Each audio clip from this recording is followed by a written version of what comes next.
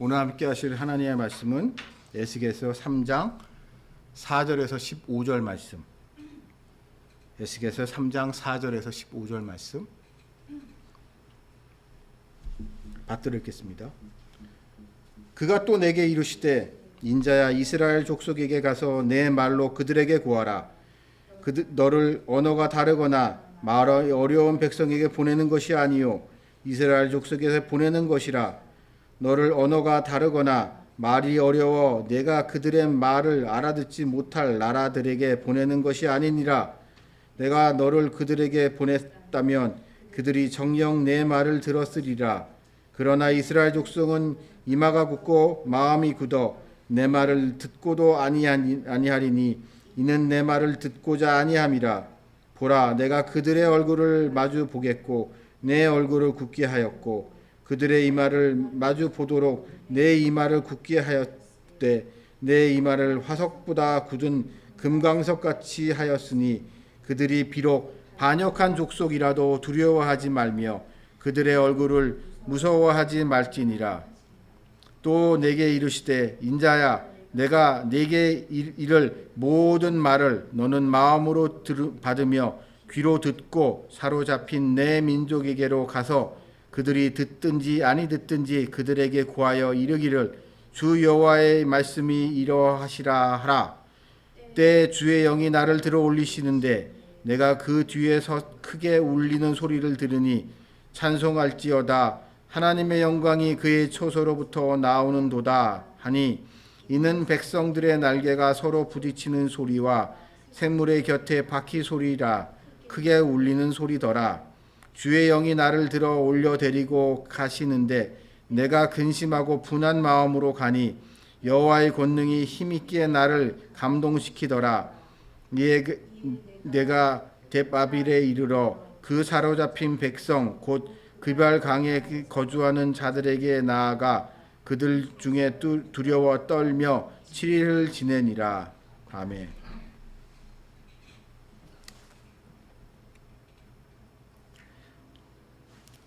우리가 그리스도인이 어떻게 살아가야 되는지, 평소에 우리의 모습이 어때야 되는지에 대한 우리의 일종의 고정관념이 있습니다.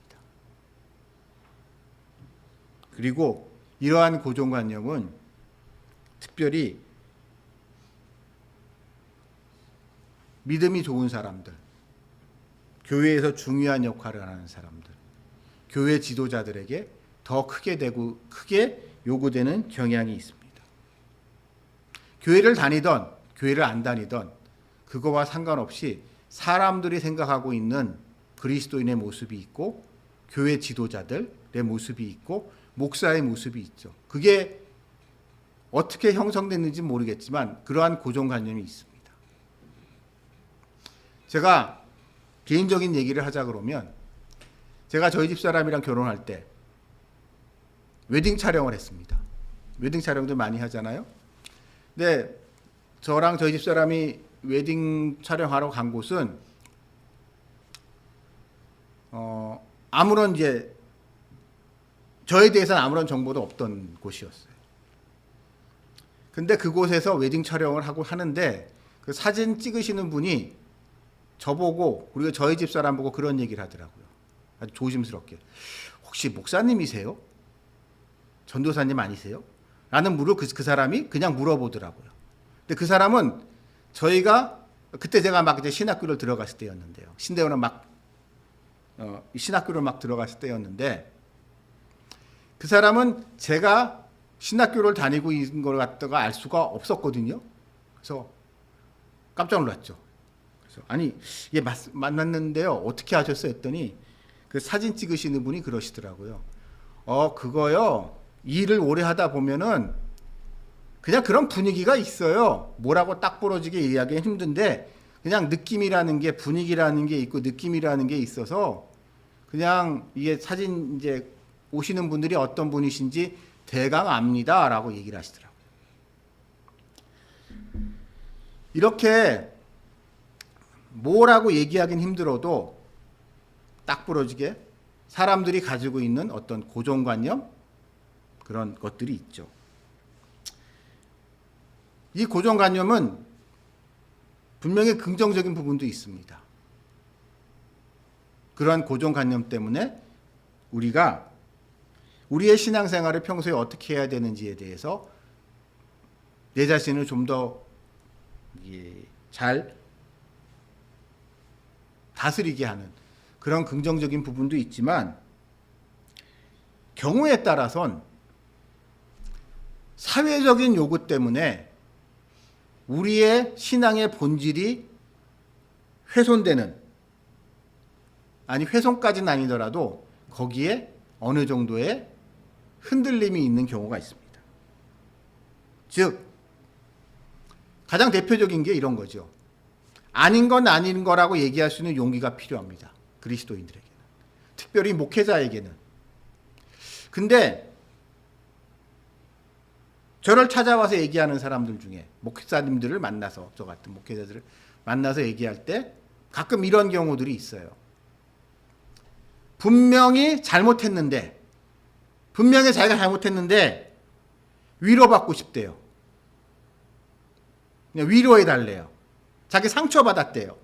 그래서 위로해달라고 하는데, 그러면서 그 사람이 자기 얘기를 막 틀어놓는데 듣고 보면은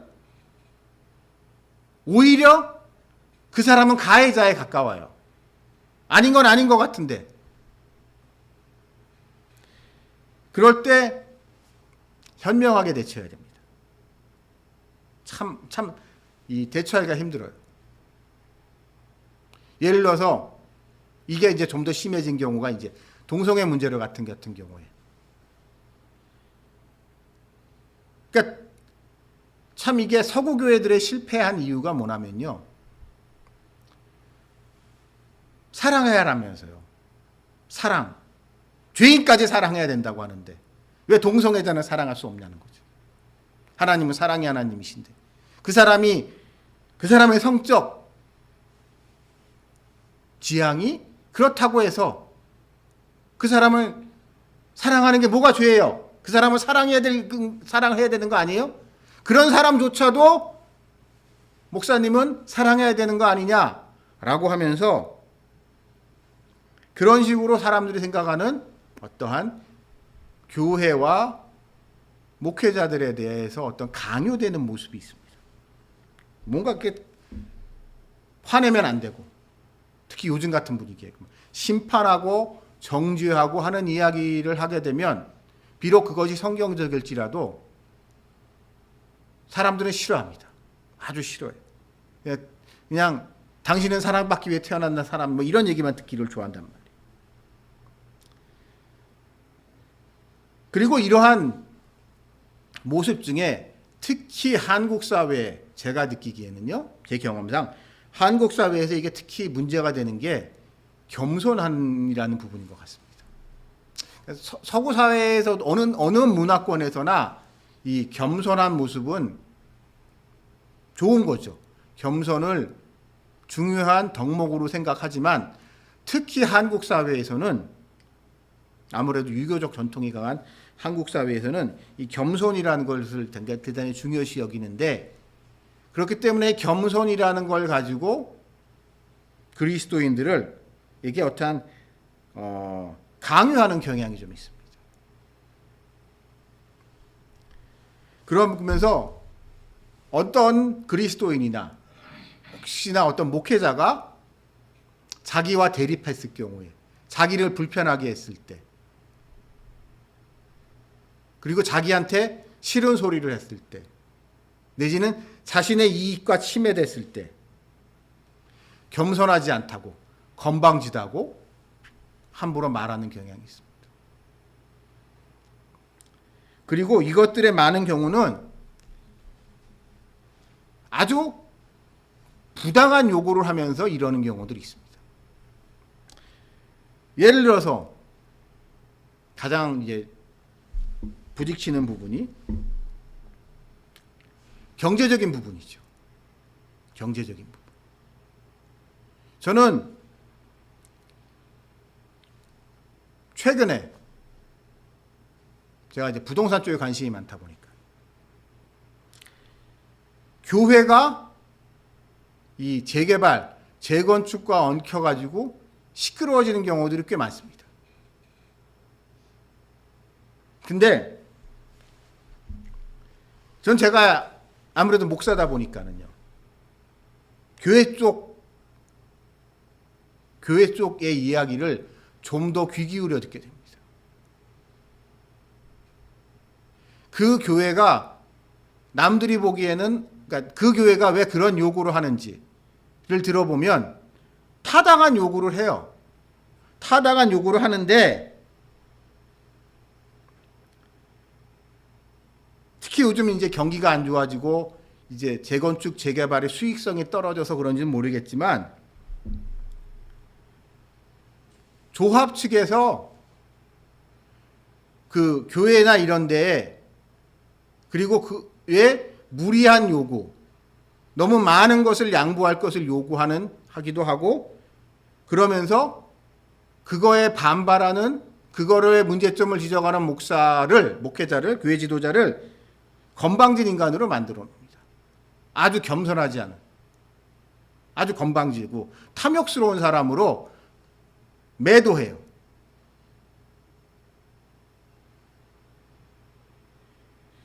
제가 최근에 기사 검색을 하다 보니까 이제는 이 문제가 성당에서조차도 문제가 되더라고요. 그러니까 사회적인 분위기가 아무래도 한국 사회에서는 개신교를 좀 더 만만하게 보는 경향이 있는 거 알아요. 천주교 쪽 성당은 개신교에 비해서 좀 더 사람들이 부담을 갖는 경향이 있습니다. 저 같은 목사에 대해서 대한 태도보다 신부들이라든지 수녀에 대한 태도가 좀 더 사람들이 마음의 부담들과 예의를 차린다고 해야 되나요? 좀 더 존중해 준다고 해야 되나요? 분명히 그런 부분이 있습니다. 인정하는데, 그래서 과거에는 재건축이나 재개발이나 이런 걸 할 때 성당하고 부딪혔던 적이 없어요. 근데 최근에는 몇몇 지구에서 성당하고 조합하고 부딪히고 있습니다. 근데 이제 기사라든지 이런 걸 좀 더 상황을 면밀히 살펴보게 되면, 그냥 제가 이 얘기하기 좀 그렇지만 얘기를 들어보니까는요, 그러니까 보니까 이런 생각이 들더라고요. 저도 부동산에 좀 관심 있는 한 사람으로서, 야, 이 조합 애들, 그러니까 이제 제 속마음이 이랬습니다. 그거 보고, 야, 이 조합 애들 성당하고 신부님들 호구로 알았네, 인건들이. 야, 아니 신부님들이랑 성당을, 그쪽 천주교 쪽을 얼마나 우습게 여겼으면 이런 말도 안 되는 거 가지고 통수를 치냐, 인간들이.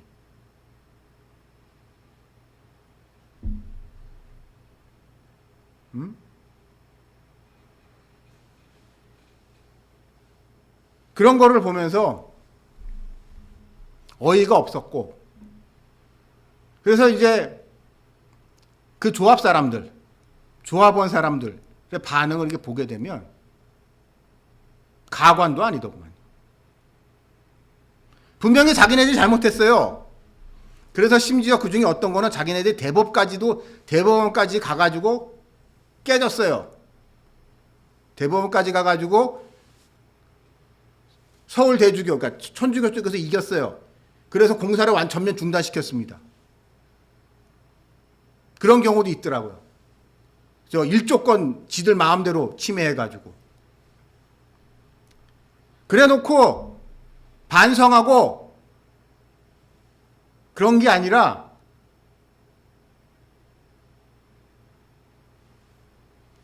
그 성당 탓해요.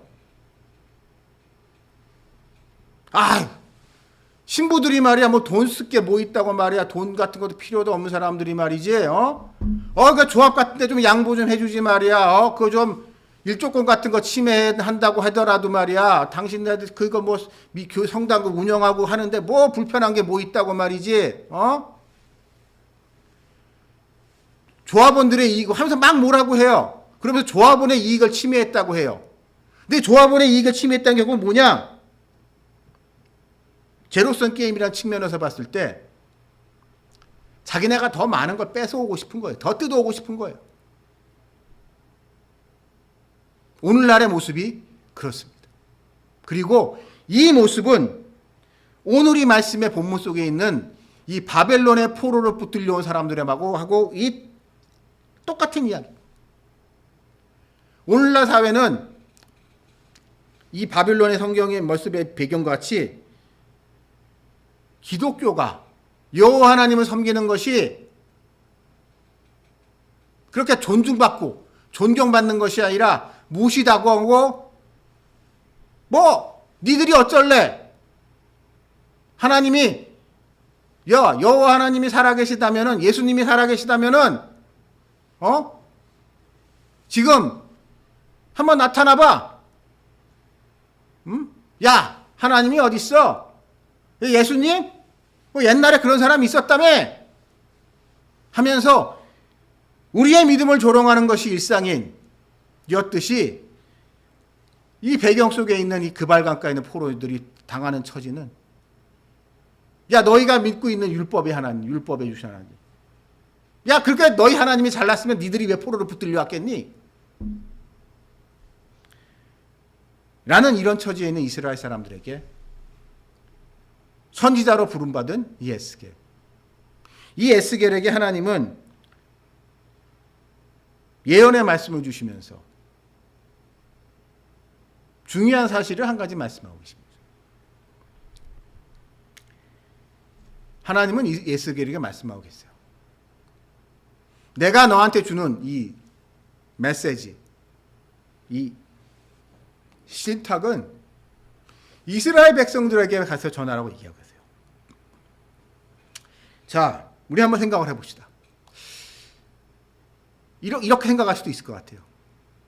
이왕 포로를 붙들려 왔어요. 바빌론이 강대국이었으니까 포로로 이 나라 저 나라에서 많이 붙들려 왔을 거 아니에요? 그 중엔 이스라엘 사람들도 있겠지만 다른 이방 민족들하고 섞여서 지금같이 포로 생활하고 있을 겁니다. 그러니 이왕 이렇게 된 거 전도의 기회, 선교의 기회로 삼으면 어떨까라고 생각하기 쉬워요. 그래서 이 복음을, 하나님에 대한 말씀을 이스라엘 사람들뿐만 아니라 다른 사람들한테 전해서 이 기회를 통하여 복음을 전하자, 전도하자, 선교하자라고 생각하기 쉬운데 하나님은 단호하게 그거를 거절하십니다. 오히려 오늘 이 말씀 속에 보게 되면 내가 너를 통해서 주는 이 말을 다른 사람들, 이스라엘 사람들이 아닌 나를 알고 있다고 하는 너희 이스라엘 사람들이 아닌 다른 나라 사람들은 더 잘 믿을 거야. 하지만 나는 이 말을 너를 통해서 나를 안다고 얘기하고 있는 너희들 이스라엘 사람들에게만 할 거야. 그러니까 너는 이 말을 이스라엘 사람들에게만 꼭 전해. 라고 말씀하고 계십니다. 저는 이 모습을 보면서 현대 모습, 우리의 모습을 한번 생각을 해봐요. 참 있잖아요. 제가 이제 그리스도인이 되다 보면, 그리스도인 내지는 이기도 하고 목회자로서 살다 보면은 제일 저를 힘들게 한 사람들은 교회를 안 다니는 사람들이 아니에요. 오히려 교회를 다니는 사람들이 저를 더 힘들게 생각합니다.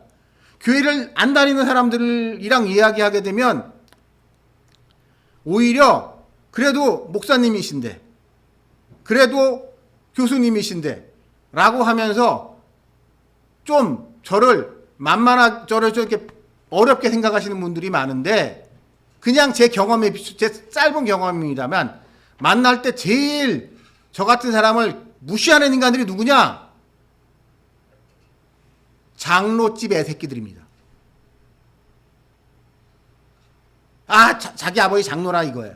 자기 아버지 장로고 자기 어렸을 때 교회 잘 다녔어요. 그래서 교회 자기 잘한대요. 목사들 뭐 다 잘 안 돼. 자기 맨날 어렸을 때 듣던 얘기를 해요. 그러고 하면서 목사도 아닌 새끼들이 목사랑 맘먹으려고 듭니다. 아주 건방져요. 그래서 그런 사람들한테 복음을 전하기가 정말 힘듭니다. 뭐라고 얘기를 하던 그래 그냥 옛날에 들어봤던 얘기인 것 같은데 뭐 성경 제대로 읽어보지도 않은 인간들이 성경 너무 잘한다고 까불어요.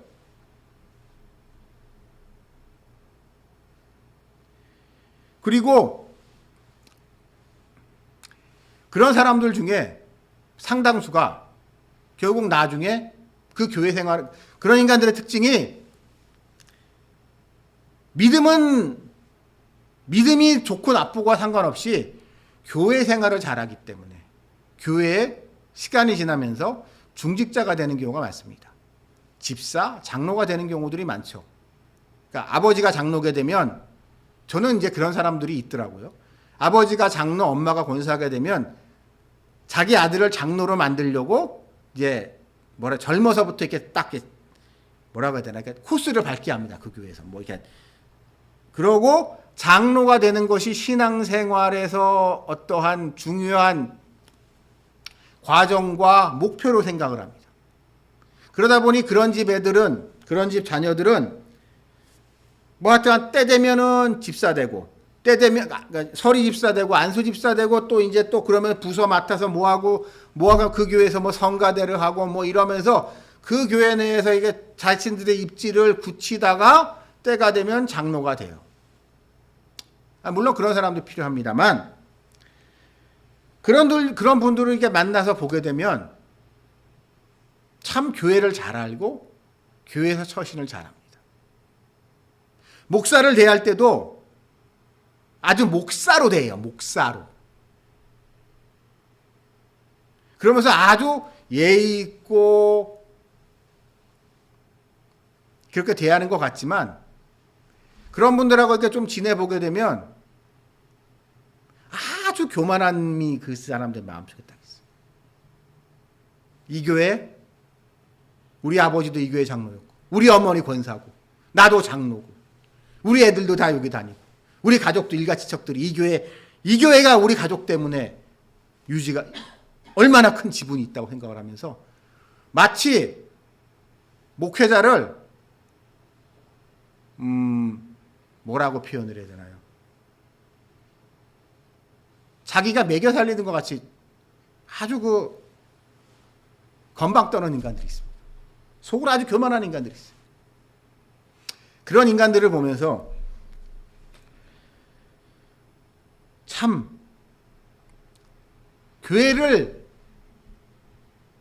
잘 안다고 생각하기 때문에 이런 사람들일수록 참 복음이 전하기가 어렵고 거듭나게 하기가 어렵고 참된 믿음을 갖게 하기가 너무 어렵구나라는 생각을 많이 하게 됩니다. 그러면 이러한 사람들을 어떻게 대할 수 있을까요? 지금 이스라엘 사람들이 딱 그런 겁니다. 나름 예루살렘에서 잘 나가던 사람들이에요. 좀 목에 힘 좀 주고 좀 나름 이제 기득권 세력이었던 사람들이에요. 그런 사람들 포로를 붙들려 왔지만 뼛속 깊이 이런 생각이 있을 겁니다. 내가 누군데, 내가 우리 집안이 어떤 집안인데, 이런 마음을 뼛속까지 가지고 있던 사람들. 그들은 지금 내가 비록 포로를 붙들려 왔지만 예루살렘과 바빌론이 사이가 좋아지게 되면 나는 다시 예루살렘으로 돌아갈 것이고, 이제 그렇게 예루살렘으로 돌아가면 나는 옛날에 그 영광스러웠던 내 자리로 다시 돌아갈 거야. 여기서 내가 지금 고생하고 있지만 이거 언제까지 이러겠어? 곧 돌아갈 거야. 돌아가면 내가 여기서는 지금 꽁보리밥 먹고 살지만, 굶어 죽을 수 없어서 꽁보리밥에다가 피죽만 먹고 지내고 있지만, 내가 예루살렘으로 돌아가기만 해봐라. 내가 한우 1등급 아니면 안 먹을 거야, 그때부터. 이런 생각을 가지고 있는 사람들.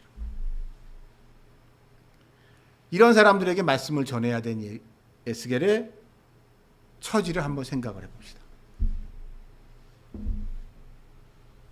답답하죠. 이빨도 안 들어가는 이야기죠. 다 너랑 나랑 똑같은 처지인데 뭘 이렇게 잘난 척하냐? 다 이런 태도일 거예요. 그러한 에스겔에게를 선지자로 부른 하나님께서는 그를 선지자로 본격적으로 사람들 앞에 내세우기 전에 중요한 일을 한 가지 하십니다. 오늘 말씀을 보게 되면 그들 가운데서 에스겔을 나를 들어 올리셨다는 표현이 등장해요. 하나님의 영이, 성령께서.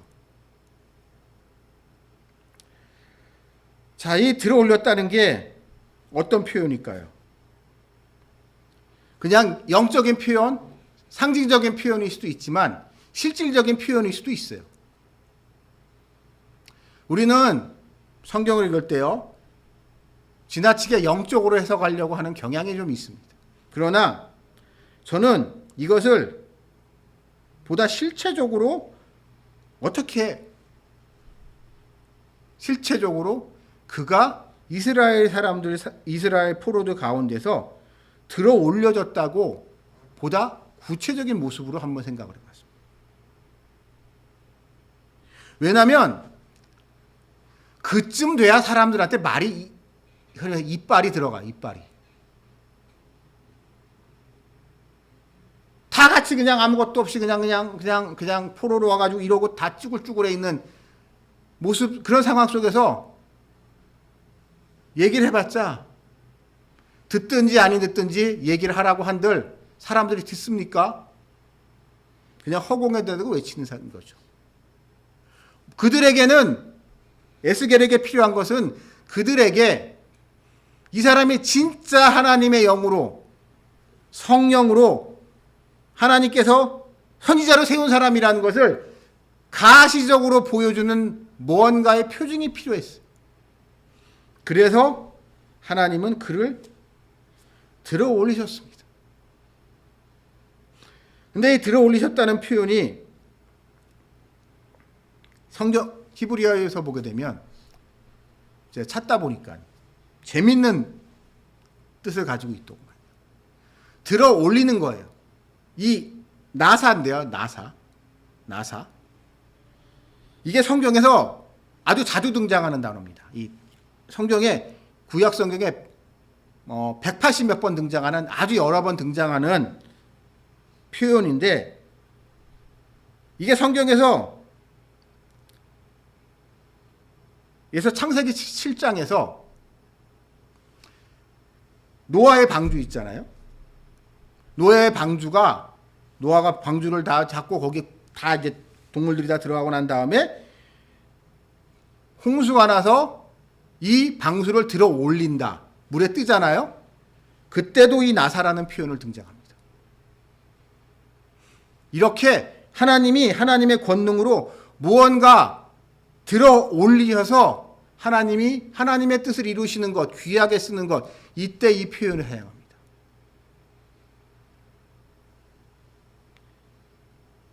또 한 가지 흥미로운 건 이 나사라는 표현이 감당한다는 뜻인데, 감당한다, 감수한다는 뜻인데, 이거는 주로 감당하지 못한다 그 생각할 때 이 나사의 부정형이 사용됩니다. 그래서 그 대표적인 게 어디서 등장하냐? 창세기 4장에 가인이 죄를 지었을 때 하나님이 너를 네 동생의 피를 너에게 묻겠다고 하셨을 때 가인이 자신의 죄를, 나는 이 죄를 감당할 수 없습니다 라고 할 때 이 죄를 내가 감당하지 못한다고 했을 때도 이 나사라는 표현을 부정형으로 사용합니다. 이렇게 이 하나님이 그를 들어 올리시는 것은, 하나님께서 무언가를 들어 올리신다는 것은 결국 인간이 감당할 수 없는, 사람이 감당할 수 없는 어떠한 죄의 무게를 하나님이 강권적으로, 인간의 의지와는 상관없이, 인간의 노력과는 상관없이 하나님이 일방적으로 들어 올리시는 겁니다. 에스겔과 이 사람들 어느 누구도 하나님의 선지자가 될 자격이 있는 사람 없어요. 사람들은 그럴 겁니다. 에스겔을 보면서 야, 네가 뭐라고 하나님이 너를 선지자로 세워? 너나 나나 다 같이 포로로 붙들려 가지고 여기서 이렇게 엉망진창으로 살고 있는데 내가 보기에는 네가 하나님이 그러니까 선지자로 세울 만한 이유가 하나도 없는데 라고 생각하는 사람들이 많았을 겁니다. 너가 뭐라고? 하나님이 너를. 그러나 하나님께서 하나님의 사람을 들어서 쓰실 때, 들어 올리실 때 이것은 전적인 하나님의 주권적인 주권의 영역입니다. 하나님이 왜 에스겔을 택했는지는 모르겠어요. 그러나 분명한 것은 에스겔 본인에게는 그럴 만한 이유가 없어요. 그냥 하나님의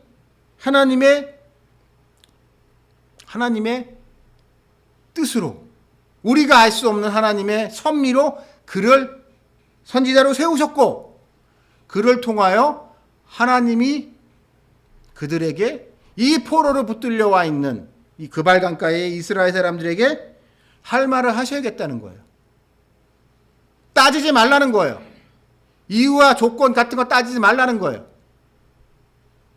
중요한 것은 하나님이 에스겔을 택하셨다는 거예요. 현대인들은 참 아이러니합니다. 이런 얘기 많이 해요, 사람들이. 있는 그대로는 나를 사랑해줬으면 좋겠다. 좋은 얘기죠. 있는 그대로의 나의 모습을 받아들여주고 있는 그대로의 나를 사랑해줬으면 좋겠다고 얘기하는 사람들이 많습니다. 근데요, 안타까운 것은 그런 말을 하고 있는 그 사람은 과연 타인에 대해서 그러고 있을까요? 다른 사람을 있는 그대로의 그 사람 모습을 사랑하고 있는 그 사람에 대해서 조건 없이 그 사람을 용납하고 받아들이고 있냐 이거예요. 저의 짧은 경험으로는 있는 그대로의 내 모습을 사랑해달라고 하는 사람 치고 는 거의 대부분 그렇게 너그럽고 관대하고 포용적이지 않은 사람들이 많았어요. 아이러니하게도. 남에게는 그러지만 자기는 그러지 않은. 그러면서 나는 못하고 있는 거는 너는 하라고 얘기하는 그런 인간들의 모습을 우리는 발견하게 됩니다. 신앙생활에 있어도 마찬가지예요. 오늘날에 참 목사인 제가 이런 말을 하는 게 건방지게 보일 수 있어요. 우리 교회가 큰 것도 아니고 달랑 몇 명 모여서. 그러나 제가 한 가지 자신 있게 얘기할 수 있는 게 있습니다. 이 자리에서 제가 하나님의 말씀, 하나님의 말씀을 전하고 있습니다. 그리고 우리 공동체를 어쨌든 이끌어가고 있습니다. 왜 그럴까요? 모릅니다. 우리는 몰라요. 그냥 하나님이 그렇게 하셨어요.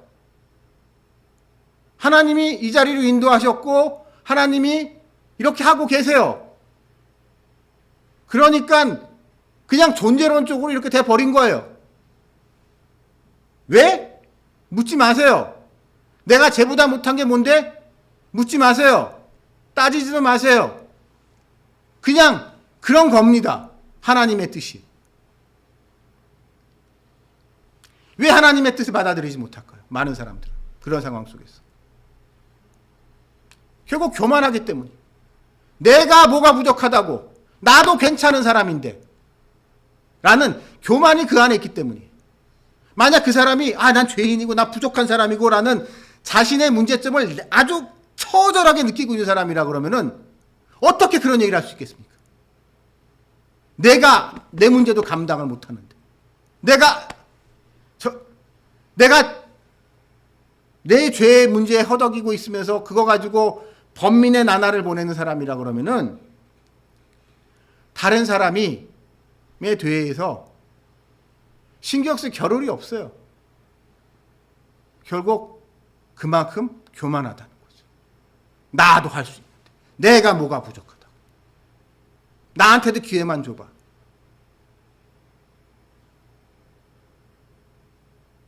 우리 신앙생활에 하면 뭘까요? 그래서 제가 이런 생각을 해보게 됩니다. 신앙생활이라는 것은 결국 우리의 부족함을 더 뼈저리게 알아가는 겁니다. 뼈저리게. 제가 이제 설교를 여기 전하고 있는데요.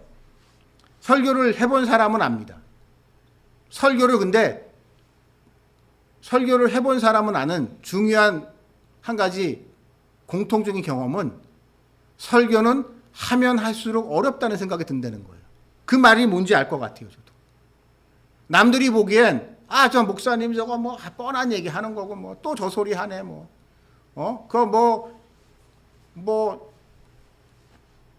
목사들 뭐 별로 하는 것도 없이 그냥 평소에 빈둥빈둥 노는 것 같다가 하면서 일요일 날 와가지고 사람들 모아놓고 설교라고 몇 마디 그냥 얘기하고 끝나는 거 아니야?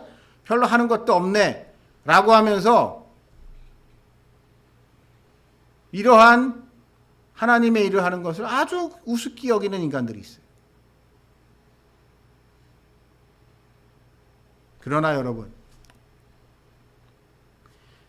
우리의 믿음 생활이라는 것은 결국 이 모든 것이 하나님의 권능 아래 있으며 하나님의 섭리 안에서 이루어지라는 것을 믿고 지금 이 예배의 자리에 인도하시는 이도 하나님이시고 이 말씀을 듣게 하시는 이도 하나님이시라는 것. 그렇기 때문에 우리에게 남은 것은 그 말씀을 말씀으로 받아들이면서 내가 내 자신을 돌이켜보고 앞으로 내가 어떻게 살아가야 될지 어떻게 내가 해야 될지를 고민하며 그것을 따라서 살아가는 그러한 구도자의 삶을 살아가는 것이라는 것을 마음속에 새기시길 바라며 그것을 통하여 어제보다 나은 오늘, 오늘보다 나은 내일이 되는 그리스도인들이 되시기를 주님의 이름으로 축원합니다. 기도드리시겠습니다. 하나님 아버지,